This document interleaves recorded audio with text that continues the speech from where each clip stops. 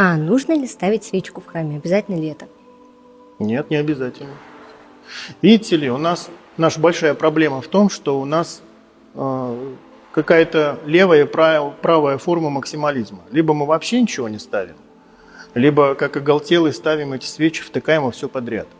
На самом деле свеча – это символическое горение души в отношении Бога и твоя собственная жертва. Она не стоит каких-то громадных денег, но при этом у нее нет какой-то мистической силы, которую могут приписывать и этой свече представители, так сказать, нетрадиционных форм религиозного почитания.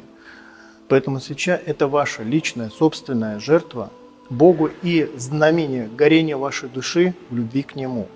Поэтому хотите – ставьте, хотите – не ставьте. Тут необходимости какой-либо не существует.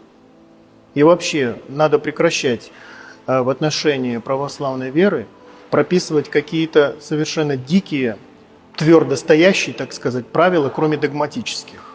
Потому что все остальное, то, что касается обрядовой стороны, оно может видоизменяться каким-то образом, постоянно причем. Это происходит в динамике, не обязательно это происходит быстро, но тем не менее это в любом случае происходит. И поэтому обрядовая форма может изменяться. Естественно, то, что меняется, оно не может стоять твердо. Твердая только вера и все, что касается ее. И поскольку те же самые свечи, хождение, то, что вы все перечислили, касается веры, естественно, что у нас существует какое-то относительно твердое традиционное становление этих вопросов, но никоим образом оно не может быть